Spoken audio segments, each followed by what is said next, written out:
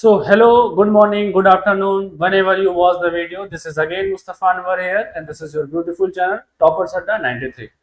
तो कैसे हो मेरे प्यारे बच्चों, मैं फिर से आज हाजिर हूँ आप सभी के सामने एक नए सीरीज के साथ एसिड बेस एंड सॉल्ट की सीरीज का part number 2 in which we discuss about the acid properties, dilution of acid and indicators। It means हम कैसे पता करेंगे कि हमारा एसिड का बिहेवियर इंडिकेटर्स में कैसे होते हैं। हम ये भी पता करेंगे कि इंडिकेटर्स क्या होते हैं। तो मेरे प्यारे प्यारे छोटे छोटे बच्चों, हम आज की क्लास में एसिड का जो फोबिया है, जिसके क्वेश्चंस बहुत मुश्किल से होते हैं, उसको हम चुटकियों में सॉल्व करने की कोशिश करेंगे और अपने कॉन्सेप्ट को और डेप्थ में ले जाकर के इस एसिड टॉपिक को समझने की कोशिश करेंगे। So before the starting this class, you all know that my class started always with the some poets and poetry। तो आज मैं फिर आप लोग के सामने हूं एक नई पोएट्री के साथ, जिसको सुनने के लिए आई थिंक आप लोग बहुत दिन से वेट कर रहे होंगे कि मुस्तफा सर की अभी तक कोई भी पोएट्री नहीं आई है। तो मेरे बच्चों, आप लोगों के लिए मैंने एक छोटी सी पोएट्री लिखी हुई है, इसको समझने की कोशिश करिएगा कि उस दिन जब आप इस कामयाबी को अचीव करने के लिए जी जान से अपनी मेहनत करते रहोगे, तो आप अपने विचारों में इसको कैसे समझोगे, इसके लिए एक छोटी सी पोएट्री है। Then we start our classes. बेटा, जुनून है, आप ये खुद से कहोगे कि जुनून है उस कामयाबी को पाने की, जुनून है उस कामयाबी को पाने की, ख्वाहिश है हद से गुजर जाने की, ख्वाहिश है हद से गुजर जाने की, कौन रोकेगा मुझे अब इसे चखने से, कौन रोकेगा मुझे अब इसे चखने से, अब तो नींद में भी है जिद इसे पाने की, अब तो नींद में भी है जिद इसे पाने की। तो बेटा, उस कामयाबी के लिए आप लोग को इस तरह से जुनून अपने अंदर पैदा करना होगा, जिसके वजह से आप अपने अपकमिंग एग्जाम में एक अच्छे परसेंटेज और एक अच्छे मार्क से पास हो सकोगे। तो बेटा, बिना देर के हुए हम अपने सेशन को स्टार्ट करते हैं। Now we talk about the dilution of acid. Dilution means what? Dilution means when any substance dissolve in water, water as use as solvent. इसका मतलब the natural form of acid is always concentrated। इसका मतलब जो आपके आसपास में acid बनाया जाता है, either it is natural or organic or inorganic, they all are formed in concentrated। इसका मतलब बेटा, ये concentrated form में आपको मिलता है। तो इसको डाइल्यूट करने के लिए we add water in acid।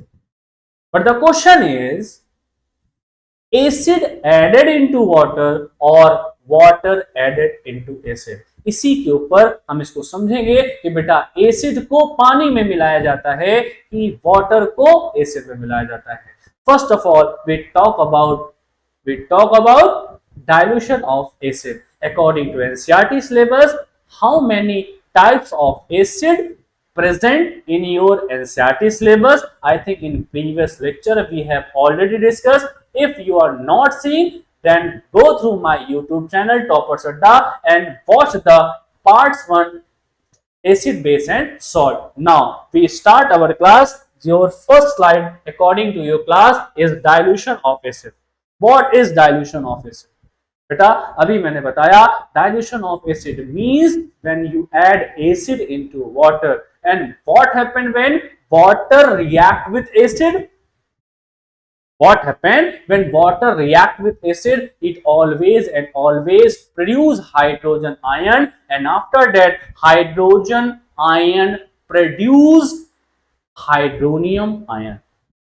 तो चलिए बेटा, हम सीखते हैं इस डाइल्यूशन ऑफ एसिड के कॉन्सेप्ट को। Your first example is, मेरे बच्चों, your first example is dilution of acid में first example है बेटा HCl plus बेटा हमारा फर्स्ट एग्जांपल है HCl प्लस वाटर। अच्छा, we know that HCl is acid. अगर ये एसिड है इसका मतलब ये वाटर के साथ डाइल्यूट होने की कोशिश करेगा। तो according to the concept of dilution of acid, when H2O react with any mono basic acid, what is the meaning of mono basic acid which have one hydrogen?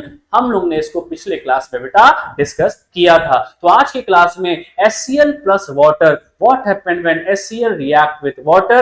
This hydrogen produce or lose by HCl compound। तो यहां से बेटा hydrogen ion loose होगा, और क्योंकि H plus ion is very unstable form, that's why it react with water and form a hydronium ion। इसका मतलब ये H plus इसके साथ आके बेटा कंबाइंड हो जाएगा और आपके पास मिलेगा बेटा H3O plus and Cl minus। This is a dilution of acid. मतलब कैसे एसिड वाटर के साथ रिएक्ट करता है। Your second question is H2SO4 react with water. It means H2SO4 react with water। अच्छा बेटा, इसको समझने से पहले आपके सामने एक छोटी सी बात रखना चाहूंगा। If you use a stair from lower to upper, from lower to upper floor you use a stair. जब आप सीढ़ियों को यूज करते हो, क्या आप एक एक स्टेप से आगे बढ़ते हो, डायरेक्ट जंप लगा करके आप बॉटम टू टॉप पहुंच जाते हो? आपका आंसर डेफिनेटली होगा सर, हम स्टेप बाय स्टेप को रिकवर करते हैं और अपने बॉटम से टॉप की तरफ जाते हैं। इसका मतलब रिएक्शन भी स्टेप बाय स्टेप होती है। ये डायरेक्ट आपका दोनों हाइड्रोजन वाटर के साथ कंबाइन नहीं करेगा। It means when any hydrogen react with water, it perform as the step wise. वो हमेशा स्टेप वाइज बेटा परफॉर्म करेगा। इसका मतलब इसमें से पहले एक हाइड्रोजन इसके साथ जाकर के बेटा क्या करेगा, रिएक्ट करेगा। तो when one hydrogen remove from H2SO4 and combine with H2O, it form one H3O। हाँ बेटा, एक H3O ये बनाएगा। अब बताओ मेरे बच्चों, यहां से एक हाइड्रोजन अगर रिमूव हो गया तो इसके पास एक हाइड्रोजन बचा, इसके बाद इसका मतलब आपके पास बचा बेटा HSO4 माइनस। हाँ मेरे बच्चों, HSO4 माइनस। अच्छा, इसका नाम क्या होता है बच्चों? इसका नाम होता है बाई सल्फेट। हाँ मेरे बच्चों, इसका नाम होता है बाई सल्फेट। क्या होता है? By sulphate. अच्छा, इसके ऊपर वन माइनस क्यों लगा? क्योंकि एक हाइड्रोजन निकला।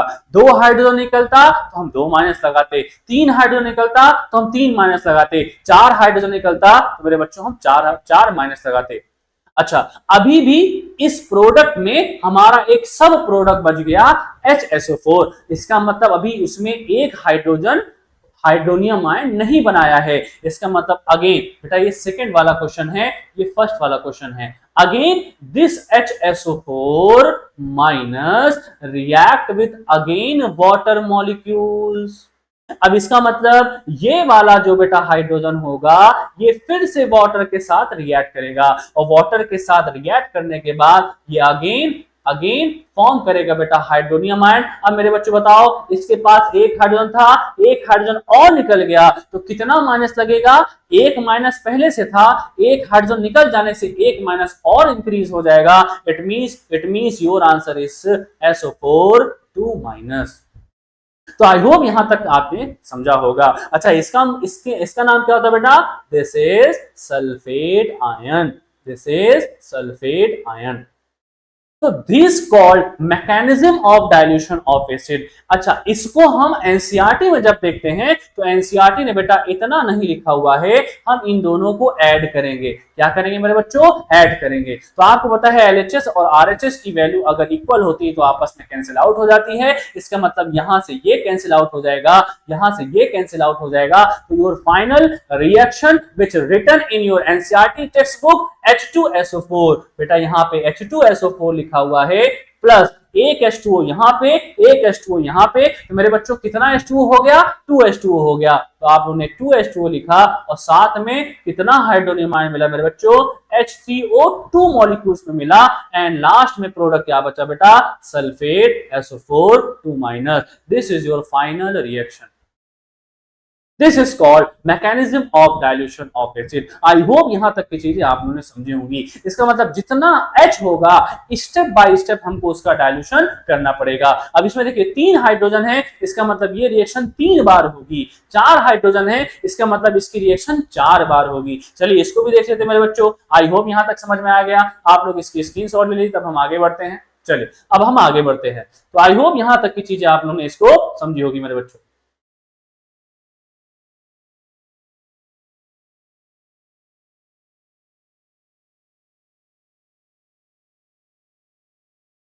चलिए योर थर्ड एग्जाम्पल इज बेटा, थर्ड एग्जाम्पल क्या है मेरे बच्चों? थर्ड एग्जाम्पल है H3PO4, H3PO4। हमारे पास बेटा थर्ड एग्जाम्पल क्या है? H3PO4। चलिए हम H3PO4 को समझते हैं। H3PO4 plus H2S, this is phosphoric acid. बेटा इसको क्या कहते हैं? इसको कहते हैं फॉस्फोरिक एसिड। बेटा ये कौन सा एसिड होता है? ये फॉस्फोरिक एसिड होता है। तो आई होप यहां तक की चीजें आपने समझी कि जितना H होगा उतनी बार वो रिएक्शन करेगा। इसका मतलब जब ये फॉस्फोरिक एसिड जब रिएक्ट करेगा तो फॉस्फोरिक एसिड बेटा,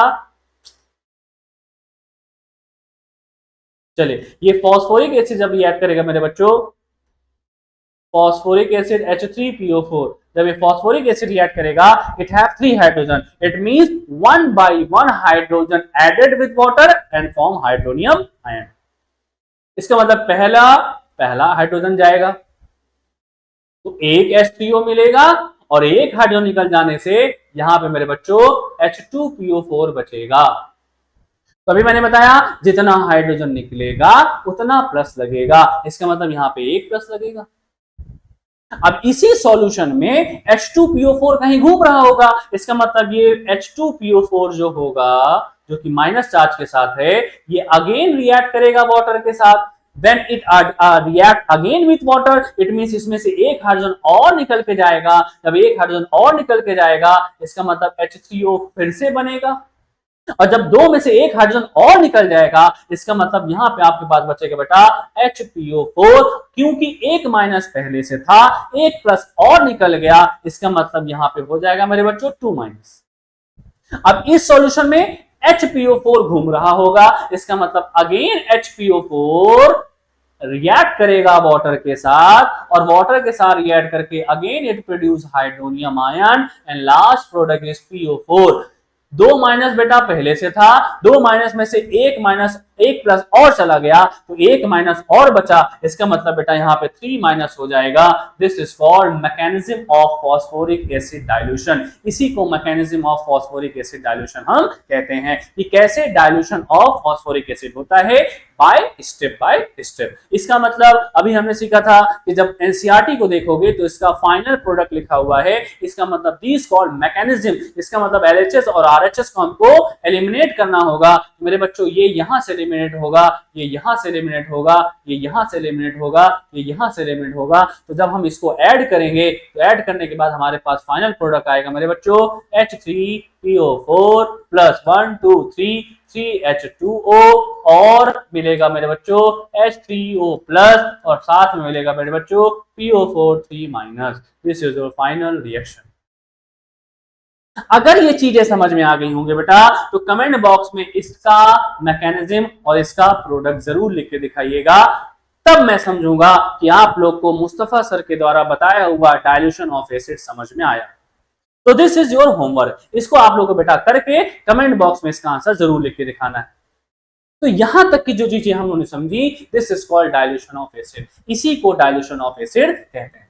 हम केमिकली तो समझ गए कि डाइल्यूशन ऑफ एसिड होता क्या है। जब हम फिजिकली करते हैं तो इसके पीछे का कुछ कॉन्सेप्ट हमको समझना पड़ेगा और वो कॉन्सेप्ट है कुछ इंपॉर्टेंट और कुछ महत्वपूर्ण बातें। देखो कुछ बेटा कुछ काम की बातें हमको समझनी है। जब आप अपने केमिस्ट्री लैब में एंटर होते हो तो आपके सामने, मैंने पहले की क्लास में बताया था, you see as a two form of acid, concentrated and diluted. इसका मतलब कंसंट्रेटेड से आपके केमिस्ट्री टीचर ने, आपके लैब असिस्टेंट ने उस डाइल्यूट को बनाया होगा। इसका मतलब उनको बनाने के लिए उन्होंने उसको स्टीयर किया होगा, मिलाया होगा। तो मिलाने के लिए कुछ काम की बातें हमको समझना है। वो काम की बातें बेटा क्या है, बहुत ही ध्यान से देखिए। We always add acids into water. हम हमेशा एसिड को वाटर में डिसॉल्व करेंगे, वाटर को एसिड में डिसॉल्व करने की कोशिश कभी भी नहीं करेंगे। इसके पीछे का रीजन क्या है मेरे बच्चों, देखो आगे क्या लिखा है, not water added into acid. जैसे कभी हमने बताया कि वाटर को कभी भी हम एसिड में डिसॉल्व नहीं करेंगे, because dilution of acids produce heat. बेटा ये क्या प्रोड्यूस करता है, बहुत ज्यादा अमाउंट में हीट प्रोड्यूस करती है। मैंने आप लोग को केमिकल चेंजेस और फिजिकल चेंजेस में भी बताया था कि dilution of acid is the example of chemical changes. और केमिकल चेंजेस में हम लोगों ने इसको एक्सोथर्मिक और एंडोथर्मिक में भी देखा था कि exothermic is the dilution of acid is the example of exothermic। exothermic का मतलब होता है बेटा इसमें हीट बाहर निकलती है, प्रोड्यूस होती है, रिलीज होती है। लिखा भी हुआ है and said to be exothermic reaction। इसको हम क्या कहते हैं मेरे बच्चों, exothermic reaction कहते हैं। आगे लिखा हुआ है when we add water into acid it may be happen when solution splash। splash मतलब होता है छलक जाना, बाहर उसके पार्टिकल निकल जाना, out from the container and it may be dangerous। ये हमारे लिए बहुत ज्यादा डेंजरस होता है। देखो बेटा इस बेचारे का हाथ कैसा हो गया, क्योंकि इसने मुस्तफा सर की ये काम की बातें नहीं सीखी थी। अगर इसने काम की बातें सीखी हुई होती तो इसका हाथ कुछ इस तरह से नहीं होता। इसका मतलब हमको ये ध्यान रखना होगा कि एसिड को पानी में मिलाना है कि पानी को एसिड में मिलाना है। मेरे राइट साइड में देखिए बेटा इसका कुछ एक डेमो भी लिखा हुआ है कि ऑलवेज एसिड टू वाटर। हमको एसिड को पानी में मिलाना है, कभी भी वाटर को एसिड में नहीं मिलाना। देखो बेटा ये स्प्लैश आउट होते दिख रहा है, बाहर निकलते हुए दिख रहा है, because it produce large amount of heat and said to be exothermic reaction. तो आई होप आप लोग ये समझ में आ गया होगा कि why acid always added into water and water doesn't added into acid। तो आई होप यहां तक की स्लाइड्स आप लोगों ने बहुत अच्छे से समझी होगी, बहुत अच्छे से सीखी होगी। Now we are moving our next slide, that is preparation of acid. हम कैसे एसिड को बनाएंगे, बिकॉज हमने सीखा था कि we have two type of acid, hydra acid and oxy acid. Oxy acid means when any acid having oxygen molecules, oxygen atom, it may be known as oxy acid, and when any acid doesn't have any oxygen molecules it called hydra acid. तो मेरे बच्चों ये जो direct synthesis method होता है only for hydra acid होता है। किसके लिए होता है मेरे बच्चों, सिर्फ और सिर्फ हाइड्रा एसिड के लिए होता है। Hydra acid means HBr, HCl, HF और HI। Hydrochloric acid, hydrogen bromide, hydrogen fluoride, hydrogen iodide. तो जो बेटा ये जो लिखा हुआ है this is called direct synthesis method. इसमें H2 react with Cl2 and give 2HCl। इसने बेटा क्या दिया, 2HCl दिया, हाइड्रोजन क्लोराइड एसिड दिया। आई होप यहां तक की चीजें आपने समझी होगी। लेकिन एक बात और समझना है कि ये गैसियस फॉर्म में होता है मेरे बच्चों, ये भी गैसियस फॉर्म में होता है मेरे बच्चों, ये भी गैसियस फॉर्म में होता है। It means when we react hydrogen molecules with chlorine molecules it produce hydrogen chloride gas, and hydrogen chloride gas is a soluble gas, it means it dissolve into water and form a acid। इसका मतलब हमारा origin जो होता है वो gas form में होता है, but we add this gas into acid, we form a acid component। हम तभी एसिड बनाते हैं जब इस गैस को हम वाटर में डिसॉल्व कर लेते हैं। तो बेटा हमारा जो सेकंड मेथड है बाय नॉन मेटेलिक ऑक्साइड, हम कुछ non metallic oxide means non metallic oxide में जनरली सारी गैसेस होती हैं। इसका मतलब एक चीज समझ में आ रहा है कि जनरली जितनी भी गैसेस होती हैं, जितनी भी एसिडिक नेचर की गैसेस होती हैं, if we add into water we form a acid. हम जितनी भी एसिडिक नेचर की गैसेस होती हैं उनको अगर हमने वाटर में डिसॉल्व कर दिया तो हमको मेरे बच्चों क्या मिल जाएगा, एसिड मिल जाएगा। जैसे कार्बन डाइऑक्साइड को वाटर में अगर हमने डिसॉल्व किया तो मेरे बच्चों क्या मिल जाएगा, कार्बोनिक एसिड मिल जाएगा। हाँ मेरे बच्चों, ये बहुत ही ध्यान से समझिएगा। जब हम पानी पीते हैं, पानी पीते के समय हमारे दादा दादी नाना नानी ने हमको बताया था कि बेटा कभी भी पानी पीजिए 3 सांस में पानी पीजिए। मतलब पहले ग्लास में लीजिए, 1 सांस में पानी लीजिए, फिर ग्लास को अलग करिए, फिर लीजिए, फिर पीजिए। इसका मतलब कभी भी अपनी गैस को, कभी भी अपनी सांस को उस कंटेनर में नहीं छोड़ना चाहिए जिस कंटेनर में आप पानी पी रहे हो, क्योंकि जब आप गैस छोड़ते हो, सांस को एक्सेल करते हो, तो एक्सेल करने पे कार्बन डाइऑक्साइड गैस निकलती है। और ये रीजन अभी आपको मुस्तफा सर ने बताया कि when carbon dioxide react with water it produce carbonic acid. ये मे भी हो सकता है कि जो आपका वाटर है वो कार्बोनिक एसिड बन गया हो, क्योंकि कार्बन डाइऑक्साइड बेटा वाटर में डिसॉल्व हो जाती है। तो sulphur dioxide when dissolve into water it produce hydrogen sulphide और सल्फ्यूरस एसिड। बेटा इसको क्या कहते हैं? इसको कहते हैं carbonic acid. Carbonic acid acid बेटा इसको कहते हैं sulphurous acid. Sulphurous acid.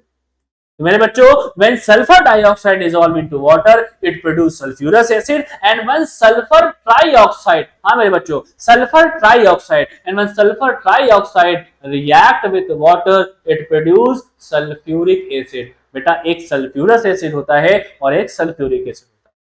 And when nitrogen dioxide, this is nitrogen dioxide in chemical reaction and equation we have already discussed that nitrogen dioxide having acidic nature and produce with brown fume, ये brown fume के साथ produce होती है। इसका मतलब जब इस brown fume वाले को हम water में dissolve करेंगे then we get 2 types of acid, this is nitrous acid। बेटा ये HNO3 का नाम जो HNO2 है बेटा, इसको हम कहते हैं nitrous acid, is called nitrous acid। और इस HNO3 को बेटा हम कहते हैं नाइट्रिक एसिड। इसको क्या कहते हैं मेरे बच्चों?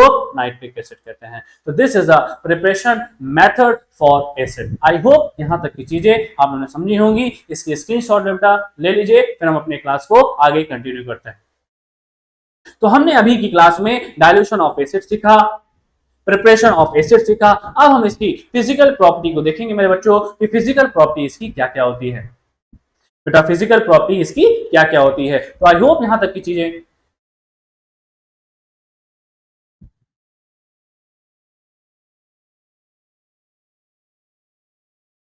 हाँ मेरे बच्चों, physical property of acid. Acid की फिजिकल प्रॉपर्टी क्या क्या होती है?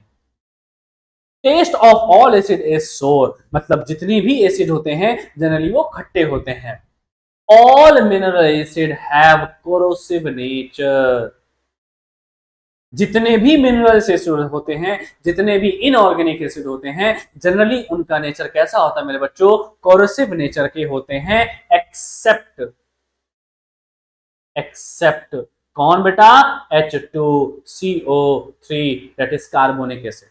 Carbonic acid is the example of mineral acid but it have non-corrosive nature, इसीलिए हम इसका यूज सॉफ्ट ड्रिंक में करते हैं। इसका मतलब यही एक ऐसा मिनरल एसिड होता है जो वीक होता है, बाकी जनरली जितने भी एसिड होते हैं वो आपके स्ट्रांग होते हैं। अच्छा मेरे बच्चों, ऑल एसिड आर इलेक्ट्रोलाइट। हाँ मेरे बच्चों, एक नया वर्ड आपको जानने को मिला, electrolyte. Electrolyte are the substance which allow electricity through in it, वो अपने में से इलेक्ट्रिसिटी को क्या करने दे बेटा? पास होने दे। इसका मतलब electrolyte is a good conductor of electricity. जितने भी एसिड्स होते हैं जनरली वो अपने में से इलेक्ट्रिसिटी को पास होने देते हैं। That's why all acid behave as a electrolyte. All acid give specific colour by using indicators. हाँ मेरे बच्चों, अब एक नया वर्ड आपको जानने को मिला कि इंडिकेटर्स क्या होता है। इसका मतलब जितने भी एसिड्स होते हैं वो कुछ ना कुछ स्पेसिफिक कलर इंडिकेट करते हैं with the help of indicator. जब आप अपने गाड़ी को चलाते हो, जब यू यूजिंग योर व्हीकल, तो आपके अगल बगल लेफ्ट और राइट में इंडिकेटर्स होता है जो ये इंडिकेट करता है when U turn your right side you on your right indicator, and when U turn your left side you on your left indicator. It always indicate your side which you move, ये हमेशा आपको उस side को indicate करता है जिधर आप मुड़ना चाहते हो। इसका मतलब इंडिकेटर का काम भी यही होता है कि इसका यूज करके आप पता कर सको कि कौन सा सॉल्यूशन आपका एसिडिक है, कौन सा सॉल्यूशन आपका बेसिक है और कौन सा सॉल्यूशन आपका बेटा न्यूट्रल है। तो अब हम इस टॉपिक पे बात करेंगे कि हमारा इंडिकेटर्स क्या होता है। What is indicator? And indicators are the substances that change color when they are added to acidic or alkaline solution. इसका मतलब जो आपका इंडिकेटर्स होते हैं वो एक ऐसे सब्सटेंस होते हैं जो अपने कलर को चेंज करते हैं। चेंज किसमें करते हैं मेरे बच्चों? या तो एसिडिक सॉल्यूशन में चेंज करेंगे या तो बेसिक सॉल्यूशन में चेंज करेंगे। Alkaline is a form of basic, इसका मतलब जो एल्कलाइन होता है उसका नेचर बेसिक होता है। एसिड में भी अपने सॉल्यूशन को, अपने कलर को चेंज करते हैं और बेसिक में भी अपने सॉल्यूशन को चेंज करते हैं। तभी हम समझ पाते हैं कि जो हमारा ट्रांसपेरेंट सॉल्यूशन है वो एसिडिक नेचर का है कि बेसिक नेचर का है। ये मैं क्यों बता रहा हूं? क्योंकि जब आप लैब में एंट्री करोगे, मान लीजिए किसी कंटेनर में, किसी जार में आपका कोई सॉल्यूशन रखा हुआ है, उसमें उसकी स्लिप नहीं लगी हुई है, अब आपको पता करना है कि ये एसिडिक सॉल्यूशन है, ये बेसिक सॉल्यूशन है। तुरंत आपके पास जो वहां पे इंडिकेटर होगा आप उसमें ऐड करोगे तो तुरंत आपको पता चल जाएगा कि इसका नेचर एसिडिक है और इसका नेचर बेसिक। आई होप यहां तक की चीजें आपने समझी होंगी कि what is the meaning of indicator. तो बेटा इंडिकेटर कितने टाइप के होते हैं? हमारे एटमॉस्फेयर में इंडिकेटर 3 टाइप के होते हैं। नंबर फर्स्ट, नेचुरल इंडिकेटर जो हमको बाय प्लांट और बाय नेचर मिलता है। आर्टिफिशियल और सिंथेटिक इंडिकेटर जो हम लैब में क्रिएट करते हैं, जो हम लैब में बनाते हैं। और थर्ड है बेटा ऑल फैक्ट्री इंडिकेटर। इन तीनों को हम समझेंगे कि नेचुरल का मतलब क्या होता है, आर्टिफिशियल और सिंथेटिक का मतलब क्या होता है और ऑल फैक्ट्री का मतलब क्या होता है। Now we are moving our next slide, that is natural indicators. Natural indicators बेटा क्या होते हैं? देखिए लिखा हुआ है ड्राइव्ड फ्रॉम नेचुरल सोर्सेस। इसका मतलब ये हमको जनरली कहां से मिलता है बेटा? नेचर से मिलता है। इसीलिए इसको क्या कहा जाता है बच्चों? इसीलिए इसको कहा जाता है नेचुरल इंडिकेटर्स। आई होप ये नेचुरल इंडिकेटर्स की डेफिनेशन समझ में आई होगी कि what is the meaning of natural indicator. Natural indicator are those indicator which always derived from natural sources. तो आई होप यहां तक की चीजें आपने समझी होंगी। इसके कुछ एग्जांपल है बेटा जो आपके एग्जाम में कई बार पूछे गए हुए हैं, जैसे लिटमस पेपर और सॉल्यूशन। पहला एग्जांपल होता है बेटा लिटमस पेपर और सॉल्यूशन। कई बार एग्जाम में पूछा गया है कि what is litmus paper, what is the origin colour of litmus paper. तो सारी कंफ्यूजन आपको इस स्लाइड में दूर होगी बेटा। इज अ पर्पल डाई, इसका मतलब समझ में आ गया। तो जो हमारा जो लिटमस पेपर होता है उसका ओरिजिन कलर जो होता है बेटा वो पर्पल होता है। Which is extracted from lichen, मतलब जो लिटमस पेपर होता है बेटा वो लाइकेन प्लांट से निकाला जाता है। और लाइकेन के भी कौन से फैमिली के प्लांट से? A plant belonging to the division of thallophyta. Yes मेरे बच्चों, जो लाइकेन होता है उसकी भी कई प्रजातियां होती हैं। तो प्रजातियों में से कौन सी जातियों से हम उसको इंडिकेट करते हैं? थैलोफाइटा से हम इसको ऑब्टेन करते हैं। तो lichen natural indicator, colour purple, किससे निकाला जाता है? लाइकेन। कौन से डिवीजन से निकाला जाता है? थाइलोफाइटा। अगर आपने ये 4 पॉइंट अपने लिटमस पेपर के अकॉर्डिंग पढ़ ली तो कभी भी एग्जाम में आपके क्वेश्चन गलत नहीं होंगे। बेटा सेकंड है नेचुरल टर्मरिक। देखो बेटा ये प्यारी सी हल्दी हुई है, ये जो हल्दी है इसी को हम कहते हैं नेचुरल इंडिकेटर्स। अब ये टर्मरिक का रोल क्या होता है, कैसे ये अपने कलर को एसिडिक में चेंज करती है, अभी हम इसको समझेंगे कि टर्मरिक चेंज इट्स कलर। ये इसका ओरिजिन कलर होता है, डार्क येलो कलर होता है। When it turmeric added into acidic solution it turns into light yellow colour. ये अपने आप को लाइट येलो कलर में बदल देती है। बेटा देखो ये पर्पल कलर का आपका लिटमस पेपर रखा हुआ है। तो litmus paper, turmeric, red cabbage, जिसे हम लाल पत्ता गोभी कहते हैं बेटा। तो देखो ये लाल पत्ता गोभी आपके सामने बनी हुई है। तो ये भी आपका क्या होता है बेटा? एक नेचुरल इंडिकेटर्स होता है। पेटूनिया, पेटूनिया भी बेटा क्या होता है, पेटूनिया के जितने भी पेटल्स होते हैं वो भी उसके जो एक्सट्रैक्ट होते हैं, ये देखो बेटा ये पेटूनिया है, और पेटूनिया के जितने भी एक्सट्रैक्ट होते हैं, पेटल्स होते हैं, वो भी उसके extract as a use natural indicators. और बेटा ये हाइड्रेंजिया, और हाइड्रेंजिया के भी जो एक्सट्रैक्ट्स होते हैं वो भी यूज किस फॉर्म में होते हैं मेरे बच्चों, ये भी आपके नेचुरल इंडिकेटर्स के फॉर्म में यूज होते हैं। तो नेचुरल इंडिकेटर्स आई होप समझ में आया होगा। अब इसका बिहेवियर एसिडिक में कैसा है हम इसको समझेंगे, जो हमारे एनसीईआरटी सिलेबस में लिखा हुआ है। सेकेंड इज आर्टिफिशियल इंडिकेटर और सिंथेटिक इंडिकेटर्स। यस मेरे बच्चों, These are lab created substance। इसका मतलब इनको हम लैब में क्रिएट करते हैं, लैब में इनको बनाते हैं, तभी हम इनको परफॉर्म कर पाते हैं। तो पहली बात तो ये समझ में आ गई, जो आर्टिफिशियल होता है वो मैन मेड होता है, it is created by man in a lab. हम इनको लैब में क्रिएट करते हैं। इसके कुछ एग्जांपल जो आपके एनसीईआरटी में लिखा हुआ है, फिनोप्थलीन जिसका सिंबल बेटा HPH होता है, और मिथाइल ऑरेंज। ये देखो बेटा दोनों का मैंने यहाँ पे एक डायग्राम बनाया हुआ है। फिनोप्थलीन बेटा एक ट्रांसपेरेंट कलर का होता है, और मिथाइल ऑरेंज का जो ओरिजिन कलर होता है बेटा वो ऑरेंज ही होता है। मतलब मिथाइल ऑरेंज ऑरेंज कलर का होता है, फिनोप्थलीन ट्रांसपेरेंट कलर का होता है। This is called artificial indicator. अभी हम इनके बिहेवियर देखेंगे कि एसिड में ये कैसे बिहेव करते हैं, कैसे अपने कलर को चेंज करते हैं। Your next topic is olfactory indicators. कई बार एग्जाम में इससे रिलेटेड क्वेश्चन बेटा आया हुआ है। Olfactory indicators are substances that change their aroma. Aroma means होता है बेटा महक, अपनी smell. Aroma means smell. Olfactory indicator are those substances that change their aroma in acidic or basic solution। वो एसिडिक और बेसिक सॉल्यूशन में जो अपने स्मेल को, अपने एरोमा को चेंज कर देते हैं, that's indicator is known as a olfactory indicators. और आपके एनसीईआरटी में बेटा 3 ऑल्फैक्टरी इंडिकेटर्स ने इंडिकेट किया हुआ है। पहला होता है ओनियन, जिसे हम प्याज कहते हैं, वेनिला एक्सट्रैक्ट, जिसे हम बेटा ये वेनिला एक्सट्रैक्ट होता है, और दूसरा होता है बेटा क्लोव ऑयल, जिसे हम लौंग का तेल कहते हैं। अच्छा, इनके बारे में एक चीज याद रखना है बेटा, ऑल फैक्टरी इंडिकेटर, यहां पर जो लिखा है बेटा all this example destroy there aroma in basic solution. इसका मतलब जब इसका प्रैक्टिकल होता है तो ये सारे के सारे अपने ऑर्डर, अपने एरोमा, अपने स्मेल को डिस्ट्रॉय कर देते हैं, वैनिश कर देते हैं इन बेसिक सॉल्यूशन।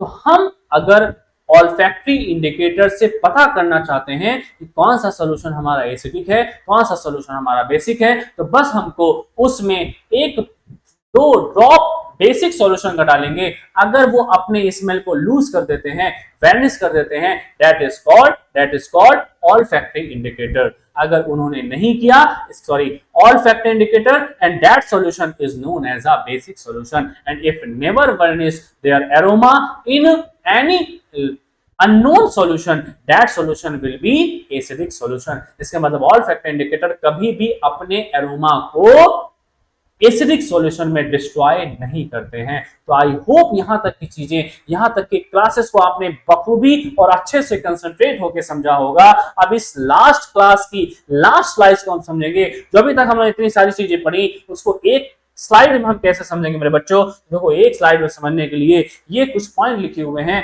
जो आपके एनसीईआरटी में इसको समझना बहुत जरूरी है। लिटमस जो होता है, जिसका कलर मेरे बच्चों, जिसका कलर कैसा होता है, जो लिटमस होता है, जो लिटमस होता है मेरे बच्चों, इसका कलर कैसा होगा,